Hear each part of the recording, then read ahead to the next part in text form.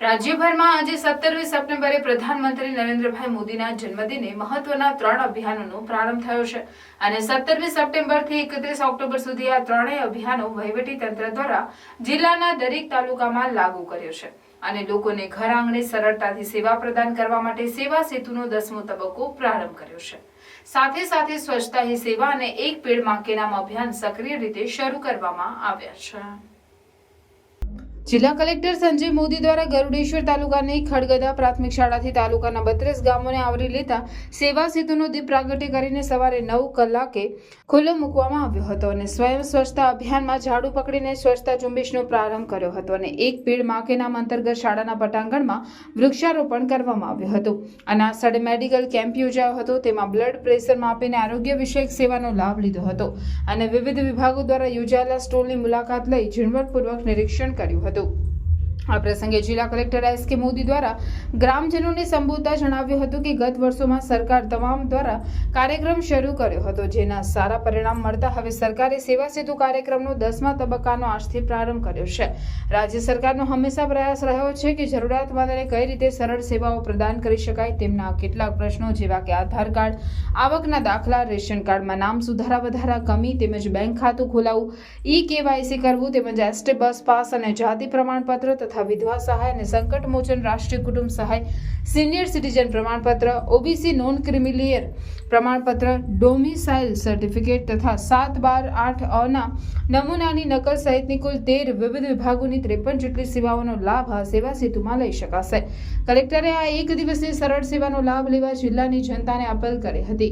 આપની લાગણી અને માંગણી હવે આંગળીના ટેરવે ઝડપી બની છે। ઇન્ટરનેટથી મળી રહી છે। જિલ્લાના 542 ગામોમાં સ્વચ્છતા હી સેવા અને પ્રધાનમંત્રીના સંકલ્પ એક પેડ માં કે નામ અંતર્ગત તેમણે દેશમાં 140 કરોડ વૃક્ષ ઉછેરવાનો સંકલ્પ કર્યો છે। તેમાં 60 કરોડ વૃક્ષો વાવી દેવામાં આવ્યા છે અને બીજા તબક્કામાં પૂરેપૂરો લક્ષ્યાંક સિદ્ધ કરવામાં આવશે। તેમણે જણાવ્યું હતું ટૂંકા સમયમાં તાલુકાના વહીવટીતંત્ર દ્વારા આયોજન કરીને કાર્યક્રમને સફળ બનાવ્યો તેની સરાહના કરી હતી અને સેવા સેતુ કાર્યક્રમમાં ઉપસ્થિત ગ્રામજનોને આવકારી આ સેવાનો સૌને લાભ લેવા પ્રેરિત કરવા અપીલ કરી હતી અને પ્રધાનમંત્રી આવાસ યોજનાના લાભાર્થીને મંજૂરી પત્રો એનાયત કર્યા હતા। જિલ્લા પુરવઠા અધિકારી અને ફસાવા દ્વારા સેવા સેતુની રૂપરેખા અને હેતુ સમજાવી ઘર આંગણે ઉપલબ્ધ કરાવેલી સેવાનો લાભ લેવા અપીલ કરી હતી। સરકારશ્રી તરફથી આજે જન સુખાકારી માટે 3 કાર્યક્રમો શરૂ થયા છે, જેમાં એક છે સેવા સેતુ કાર્યક્રમ, જે અંતર્ગત લોકોના જે પાયાના પ્રશ્નો છે, પાયાની જરૂરિયાત છે, એની પરિપૂર્ણતા માટેનો આ કાર્યક્રમ છે। એટલે કોઈનું રેશન કાર્ડમાં નામ દાખલ કરવાનું હોય, કોઈને મા કાર્ડ આપવાનું હોય, કોઈને મેડિકલ ટ્રીટમેન્ટ માટેની જરૂરિયાત હોય, તો એ બધી કામગીરી આજે થનાર છે અને સ્થળ પર જ લોકોના પ્રશ્નોનો નિકાલ થાય એવું સરકારનું એક આયોજન છે। ખૂબ સરસ આયોજન છે અને આ સરકારશ્રી તરફથી આ જે સેવા સેતુનો આ 10મો તબક્કો છે, એટલે મહત્તમ લોકો લાભ લે એવું મારું નર્મદા જિલ્લાની જનતાને આહવાન છે।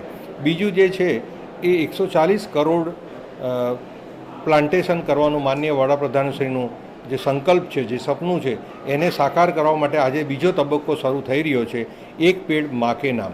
એમાં પણ આપ સૌ સહભાગી થાવ એ માટેનું હું આહવાન કરું છું।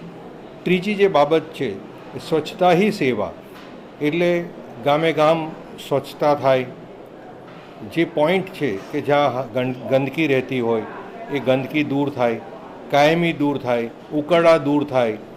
તદુપરાંત જે પણ કંઈક એપીએમસી માર્કેટ છે, રેલવે સ્ટેશન છે, બસ ડેપો છે, એવા જાહેર પબ્લિક સ્થાનો, શૌચાલયોની ગંદકી દૂર કરવા માટે સરકાર કટિબદ્ધ છે અને એ સ્વચ્છતા હી સેવાનો કાર્યક્રમ પણ આજથી શરૂ થયો છે। આ 3 કાર્યક્રમ થકી જન સુખાકારી થાય એવું સરકારનો એક અભિગમ છે, જે માટે અમે આ કાર્યવાહી કરી રહ્યા છે। લોકો પણ આમાં સહભાગી થાય એવી આ તબક્કે હું અપેક્ષા રાખું છું।